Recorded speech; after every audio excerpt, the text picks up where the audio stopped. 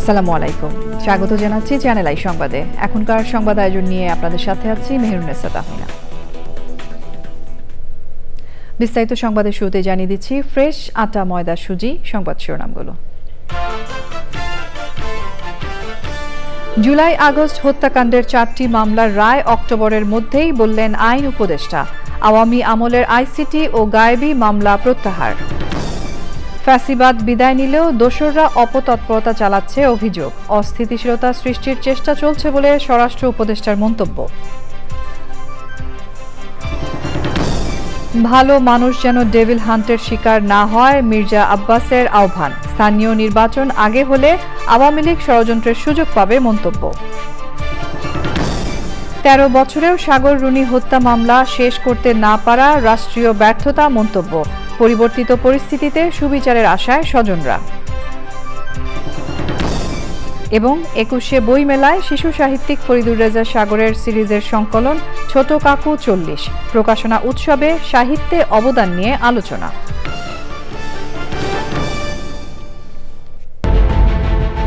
Primacy in build. German technology. Bangladesh's first Thermix rod. Salam Steel Thermax. সংবাদ শিরোনামগুলো জানাচ্ছিলাম। এখনকার এই সংবাদ আয়োজন একই সঙ্গে চ্যানেল আই এর ইউটিউব চ্যানেল এবং চ্যানেল আই এর ওটিটি প্ল্যাটফর্ম আই স্ক্রিনে লাইভ স্ট্রিম হচ্ছে। এবার যাচ্ছে বিস্তারিত প্রসঙ্গে। আন্তর্জাতিক অপরাধ ট্রাইব্যুনালে জুলাই আগস্ট হত্যাকাণ্ডে 16টির মধ্যে 4টি মামলার রায় এ বছরের অক্টোবরের মধ্যেই হবে বলে আশা করছেন আইন উপদেষ্টা। ব্রিফিংয়ে তিনি বলেছেন, এই মামলাগুলোতে আসামি হিসেবে শেখ হাসিনা সহ আওয়ামী লীগের কেন্দ্রীয় নেতারা রয়েছেন। পলাতক থাকলেও আইন অনুযায়ী বিচার চলবে বলে জানান তিনি। উপদেষ্টা বলেন, আওয়ামী লীগ আমলে হওয়া আইসিটি ও গায়েবী মামলা প্রত্যাহারেরও সিদ্ধান্ত নেওয়া হয়েছে। বিস্তারিত জানাচ্ছেন রফিকুল বাশার। জুলাই আগস্ট হত্যাকাণ্ডে আন্তর্জাতিক অপরাধ ট্রাইব্যুনালে 300-এরও বেশি অভিযোগ জমা পড়েছে। এসব অভিযোগ পর্যালোচনা করে এখন পর্যন্ত 16টি মামলা হয়েছে। ব্রিফিংয়ে আইন উপদেষ্টা আসিফ নজরুল বলেছেন, এসব মামলার মধ্যে 4টি মামলার চার্জশিট এপ্রিল মাসের মধ্যে হবে। তারপর শুরু হবে সাক্ষ্য গ্রহণ। অক্টোবরের মধ্যেই রায় হবে বলে আশা করেন আইন উপদেষ্টা। সাক্ষ্য গ্রহণ প্রক্রিয়া শুরু হবে ঈদের পরপর এপ্রিল মাস থেকে। অক্টোবরের মধ্যে আমরা 3-4টা মামলার রায় পেতে যাচ্ছি বলে আশা করি। আইন উপদেষ্টা বলেন, দ্রুত হলেও সব নিয়ম মেনেই বিচার হবে। শেখ হাসিনার আমলে যখন জামাতে ইসলামের কিছু লিডারের এবং বিএনপির একজন লিডারের বিচার হয়, ওই যে বিচার কার্যগুলো অনুষ্ঠিত হয়েছিল ওগুলো অনেক আগের ঘটনাবলীর প্রেক্ষিতে বিচার কাজ হয়েছিল। আর এই আদালতে যে বিচার কাজ হচ্ছে এটার সাক্ষ্য প্রমাণ এত বেশি আছে যে কারণে আমরা আশা করছি 1 বছরের মধ্যেই প্রথম কয়েকটা রায় আমরা পাবো। আমরা প্রতিটি পদ্ধতি পুঙ্খানুপুঙ্খভাবে পরীক্ষা করে করছি। শেখ হাসিনাকে ফেরত না দিয়ে ভারত অস্থিতিশীল পরিস্থিতি সৃষ্টির চেষ্টা চালাবে বলে মন্তব্য করেন উপদেষ্টা। ভারতের যে মনোভঙ্গি, এটা দেখে মনে হচ্ছে তারা এটা নানান অজুহাতে তারা এটাকে নাকচ করার চেষ্টা করবে এবং বরং তারা শেখ হাসিনাকে আশ্রয় দিয়ে তাকে অবাধে বাংলাদেশ সম্পর্কে উৎসাহমূলক, উস্কানিমূলক, বিভ্রান্তিকর কথাবার্তা বলতে দিয়ে তারা বরং বাংলাদেশে অস্থিতিশীলতা তৈরির যে প্রচেষ্টা করছে, তাতে আমাদের কাছে মনে হয় না এই আইনটা গুড ফেইথে বা সরল বিশ্বাসে এই আইনটা প্রতিপালন করার ইচ্ছা তাদের রয়েছে। আইন উপদেষ্টা জানান, আওয়ামী লীগ আমলে আইসিটি আইনে করা 396টি মামলার মধ্যে 332টি প্রত্যাহার করার সিদ্ধান্ত নেওয়া হয়েছে। আর গায়েবী 16,429টি মামলার তালিকা করা হয়েছে, যার মধ্যে 1,214টি মামলা 1 সপ্তাহের মধ্যে প্রত্যাহার করা হবে। Rafiqul Bashar, channel I, Dhaka. স্বরাষ্ট্র উপদেষ্টা মোহাম্মদ জাহাঙ্গীর আলম চৌধুরী বলেছেন, ফ্যাসিবাদ বিদায় নিলেও তাদের দোসররা দেশ ও বিদেশে নানাভাবে নৈরাজ্য সৃষ্টি করে অস্থিতিশীলতা সৃষ্টির চেষ্টা করছে। অপারেশন ডেভিল হান্টের মাধ্যমে অপরাধীদের খুঁজে বের করতে সরকার তৎপর বলেও জানান তিনি। মিথিলা নাজনের রিপোর্ট। মানবাধিকার ও আইনশৃঙ্খলা পরিস্থিতি নিয়ে রাজধানীতে স্বরাষ্ট্র মন্ত্রণালয়ের কর্মশালায় বক্তারা বলেন, ব্যাপকভাবে বিচার ও প্রশাসনের সংস্কার প্রয়োজন। বিচার বহির্ভূত হত্যাকাণ্ড নয়, বরং আইনের আওতায় এনে বিচার করার তাগিদ দেন তারা। রাজনৈতিক প্রতিপক্ষকে দমন করতে বিচার বিভাগকে ব্যবহার না করার আহ্বান জানান সংশ্লিষ্টরা। আমরা উচ্চ আদালতকে সরাসরি রাজনৈতিক বক্তব্য দিতে দেখেছি। উচ্চ আদালতের প্রধান বিচারপতিকে ছাত্রলীগের পেটোয়া বাহিনী প্রধানের কাছ থেকে ফুল দিতে দেখেছি, শুভেচ্ছা নিতে দেখেছি। এরকম একটা অদ্ভুত বিষাক্ত সময় আমরা আর কখনো দেখি নাই। সেই সময়ের পরে আমরা যে দায়িত্বটা নিয়েছি এটা অনেক বেশি চ্যালেঞ্জিং। শুধু আইন শৃঙ্খলা বললেই তো আর হবে না যে আইন শৃঙ্খলা রক্ষাকারী প্রতিষ্ঠানের সংস্কার দরকার, ব্যাপকভাবে দরকার বিচার বিভাগের, ব্যাপকভাবে দরকার প্রশাসনের, সমস্ত সেক্টরে সংস্কারের দরকার, কারণ সমস্ত সেক্টরকে ধ্বংস করে দেওয়া হয়েছে। পুলিশ বাহিনীর ওপর জনগণের আস্থা ফিরিয়ে আনতে বাহিনীকে আরও সতর্কতার সাথে কাজ করার আহ্বান জানান উপদেষ্টারা। বিচার প্রক্রিয়াকে সহজ করতে পুলিশের তথ্যকে আরও নির্ভরযোগ্য করে তোলার তাগিদও দেন তারা। প্রত্যেক অপরাধীকে আইনের আওতায় আনতে হবে, তাদের বিচার নিশ্চিত করতে হবে। আমি আইন শৃঙ্খলা বাহিনীকে আরও তৎপর হতে বলবো। অপারেশন ডেভিল হান্টকে আমি বলবো, no devil should be escape from law enforcing agencies. কর্মশালায় সার্বিক পরিস্থিতি নিয়ন্ত্রণে সবাইকে আরও দায়িত্বশীল হওয়ার আহ্বান বক্তাদের। Mithila Naznin, channel I, Dhaka. ভালো মানুষ যেন অপারেশন ডেভিল হান্টের শিকার না হয় এই আহ্বান জানিয়েছেন বিএনপির স্থায়ী কমিটির সদস্য মির্জা আব্বাস। তিনি বলেন, সরকারের আশেপাশেই শয়তান রয়েছে, তারা সচিবালয়ের মধ্যে বসে আওয়ামী লীগের কাজ করছে। জাতীয় নির্বাচনের আগে স্থানীয় নির্বাচন করলে আওয়ামী লীগ ষড়যন্ত্রের সুযোগ পাবে বলেও হুঁশিয়ারি করেন তিনি। বিস্তারিত মইনুল হাসানের রিপোর্টে। রাষ্ট্র মেরামতে ৩১ দফার রূপরেখা মানুষের দোরগোড়ায় পৌঁছাতে মুগদা বীরশ্রেষ্ঠ শহীদ মোস্তফা কামাল স্টেডিয়ামে ঢাকা মহানগর দক্ষিণের এই কর্মশালা। বিএনপির রাষ্ট্র সংস্কারে উত্থাপিত দফাগুলো তুলে ধরেন জাতীয়তাবাদী মহিলা দলের সভাপতি আফরোজা আব্বাস। বিশ্লেষণ করেন বিএনপির আন্তর্জাতিক বিষয়ক কমিটির সদস্য ইঞ্জিনিয়ার ইসরাক হোসেন। 17 বছরকে ভোট দেই নাই, আমরা যখন ভোটের অধিকার ফিরে পাই, আইনের শাসন ফিরে পাই, আমার যাকে ইচ্ছে তাকে ভোট দেবো, কিন্তু আমার ভোটটি যেন আমি নিজে দিতে পারি। রাষ্ট্র প্রত্যেকটি কাঠামোকে যে ধ্বংস করে ফেলা হয়েছিল সেগুলোকে মেরামত করে বাংলাদেশকে আবারও একটি রাষ্ট্র হিসেবে প্রতিষ্ঠার লক্ষ্যে এই 31 দফার কর্মসূচি ঘোষণা করা হয়। পরে প্রধান অতিথির বক্তব্যে মির্জা আব্বাস বলেন, বিএনপি আন্দোলন সংগ্রাম করেছে জাতীয় নির্বাচনের জন্য, আগে স্থানীয় নির্বাচনের জন্য নয়। এক নির্বাচন দেওয়ার জন্য কোনো প্ল্যানের মধ্যে ফেলা যায় না। অসমশক্তির কোনো কার্যক্রম কর্মকাণ্ড আমরা এই দেশে বাস্তবায়ন হতে দেব না। আমরা এই সরকারকে সার্বিক সহযোগিতা দিয়ে যাব একটি প্রপার নির্বাচন করার জন্য, একটি সঠিক ভালো নির্বাচন করার জন্য আমরা সহযোগিতা দিয়ে যাব। সরকারের আশেপাশে যারা এখনো ষড়যন্ত্রে লিপ্ত তারাই আসল ডেভিড মন্তব্য করেন তিনি। সরকার টিকে যেন আবার ভালো শিকার না হয়ে যায়, সরকার শিকার করার জন্য বড় জনতায় ঘোরা করার কি ভাই, সরকার তো আপনার আশেপাশেই আছে, এই সরকারের সঙ্গে আছে, সামনে আছে, পিছনে আছে, সচিবালয়ে আছে, ওদের আগে ধরেন। বাংলাদেশের প্রত্যেকটি জায়গায় আওয়ামী লীগ গত 17 বছরে সরকার রন্ধে রন্ধে এই সমস্ত লোকগুলোকে বসিয়ে গেছে। ডিসেম্বরের মধ্যেই জাতীয় নির্বাচন অনুষ্ঠিত হবে বলে আশা প্রকাশ করেন Mirza Abbas. Moinul Hasan, Channel I, Dhaka. December ধরে জাতীয় নির্বাচনের প্রস্তুতি নেয়ার কথা জানিয়ে নির্বাচন কমিশন বলেছে, ভোটের জন্য বড় কোনো চ্যালেঞ্জ তারা দেখছেন না। উন্নয়ন সহযোগীদের সঙ্গে বৈঠক শেষে নির্বাচন কমিশনার আবুল ফজল মোহাম্মদ সানাউল্লাহ বলেছেন, জাতীয় ও স্থানীয় সরকারের সব নির্বাচন একসাথে সম্ভব নয়। বাংলাদেশে অন্যতম সেরা নির্বাচনের প্রত্যাশার কথা জানান ইউএনডিপির আবাসিক প্রতিনিধি স্টেফান লিলার। রাষ্ট্রীয় পর্যায়ে বড় ব্যর্থতার কারণে 13 বছরে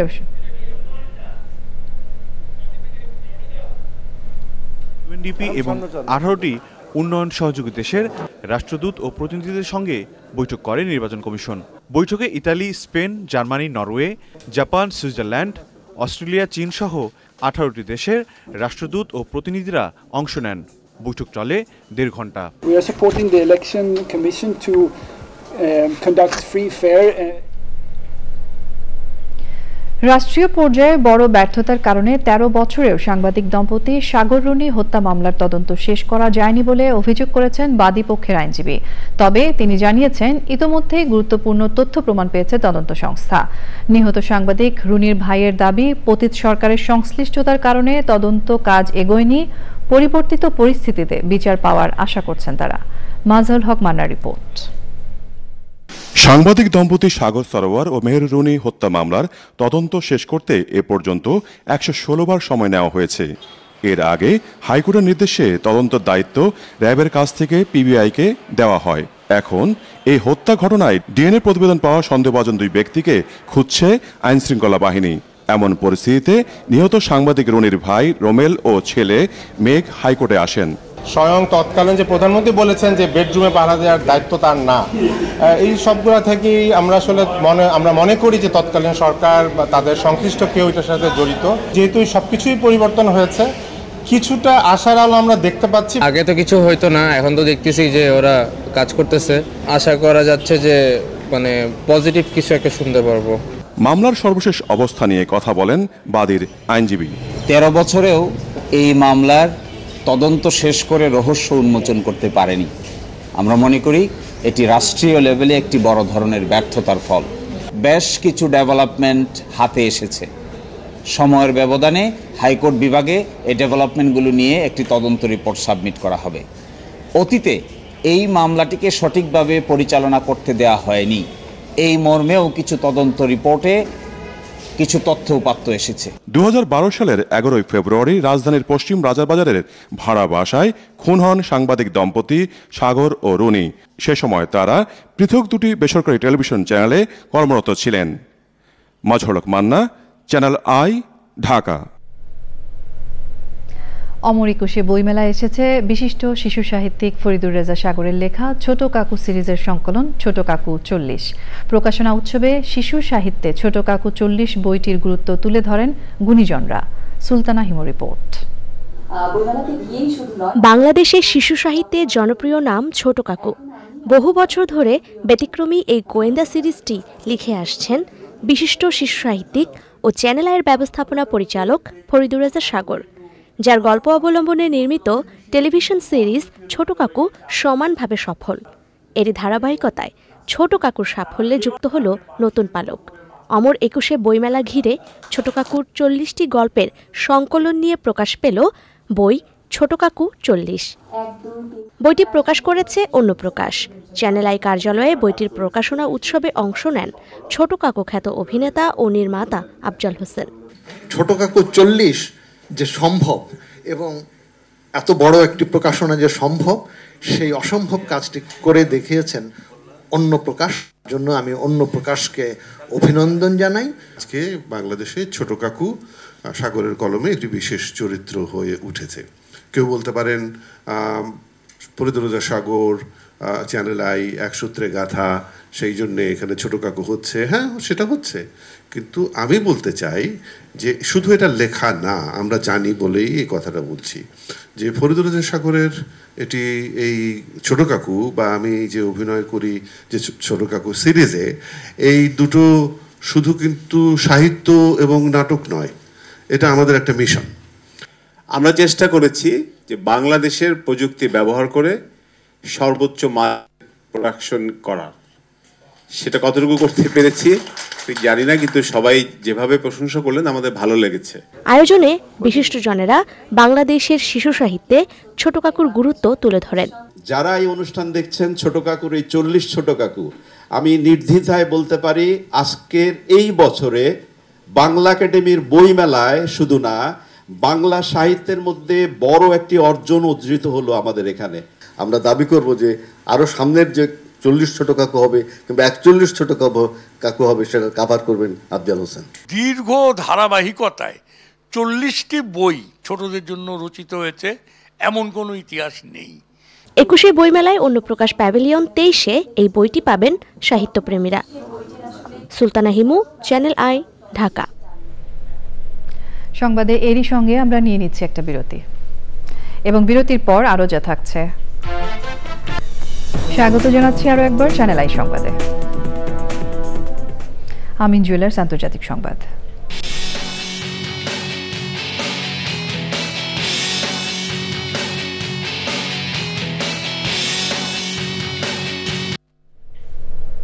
যুক্তরাষ্ট্রের প্রেসিডেন্ট ডোনাল্ড ট্রাম্প বলেছেন আগামী শনিবার দুপুরের মধ্যে সব ইসরায়েলি জিম্মিকে মুক্তি দিতে হবে। তিনি বলেন গাজায় চলমান যুদ্ধবিরতির অবসান হওয়া উচিত। এই বিষয়ে তিনি একটি প্রস্তাব দেবেন বলেও জানিয়েছে সংবাদ মাধ্যম রয়টার্স। এর আগে ইসরায়েল যুদ্ধবিরতি চুক্তি লঙ্ঘন করায় জিম্মি বিনিময় অনির্দিষ্টকালের জন্য বন্ধ ঘোষণা করে হামাস। কৃষি সংবাদ।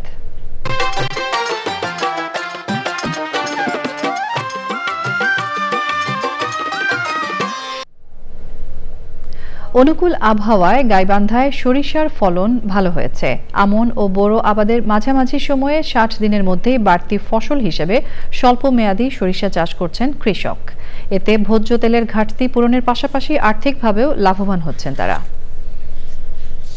এবারে রয়েছে প্রকৃতি সংবাদ।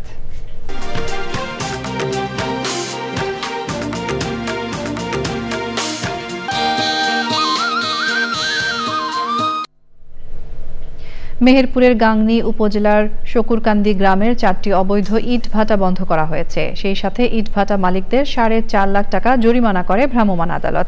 পরিবেশ অধিদপ্তরের ছাড়পত্র ছাড়াই জেলার অবৈধ ইট ভাটার কার্যক্রম বন্ধে অভিযান চালায় গাংনী উপজেলা প্রশাসন ও পরিবেশ অধিদপ্তর। অভিযানে উপজেলা সহকারী কমিশনার ও নির্বাহী ম্যাজিস্ট্রেট সাদ্দাম হোসেন সহ আরও উপস্থিত ছিলেন পরিবেশ অধিদপ্তরের সহকারী পরিচালক মুজাফফর হোসেন ও গাংনী থানা পুলিশ। আইন অমান্য করে ইটভাটা চালু করলে কঠোর আইনি ব্যবস্থা গ্রহণের হুঁশিয়ারি দিয়েছে প্রশাসন ও পরিবেশ অধিদপ্তর। পরিবেশগত ছাড়পত্র ব্যতীত কোনো ইটভাটা চালানোর সুযোগ নেই।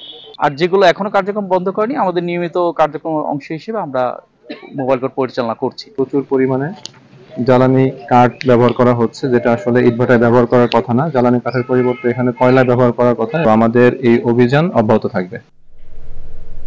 এবারে রয়েছে এক্সিম ব্যাংক বাণিজ্য সংবাদ।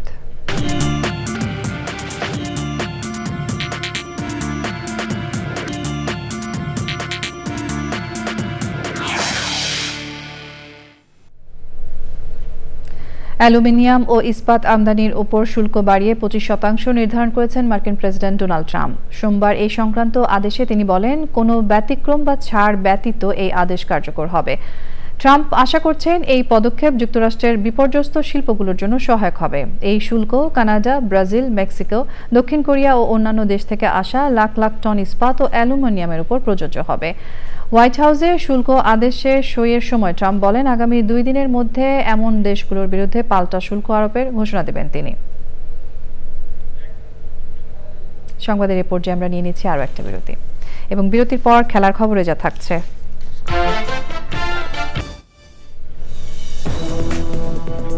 স্বাগত জানাচ্ছি আরও একবার চ্যানেল আই সংবাদে। এবারে রয়েছে খেলার খবর। অক্টোবরের মধ্যেই বললেন আইন উপদেষ্টা, আওয়ামী আমলের আইসিটি ও গায়েবী মামলা প্রত্যাহার। ফ্যাসিবাদ বিদায় নিলেও দোসররা অপতৎপরতা চালাচ্ছে অভিযোগ। অস্থিতিশীলতা সৃষ্টির চেষ্টা চলছে বলে স্বরাষ্ট্র উপদেষ্টার মন্তব্য। ভালো মানুষ যেন ডেভিল হান্টের শিকার না হয়, মির্জা আব্বাসের আহ্বান। স্থানীয় নির্বাচন আগে হলে আওয়ামী লীগ ষড়যন্ত্রের সুযোগ পাবে মন্তব্য। 13 বছরেও সাগর রুনি হত্যা মামলা শেষ করতে না পারা রাষ্ট্রীয় ব্যর্থতা মন্তব্য। পরিবর্তিত পরিস্থিতিতে সুবিচারের আশায় স্বজনরা। এবং 21শে বই মেলায় শিশু সাহিত্যিক ফরিদুর রেজা সাগরের সিরিজের সংকলন ছোট কাকু 40 প্রকাশনা উৎসবে সাহিত্যে অবদান নিয়ে আলোচনা। এই ছিল আমাদের এখনকার আয়োজন। ধন্যবাদ সঙ্গে থাকার জন্য।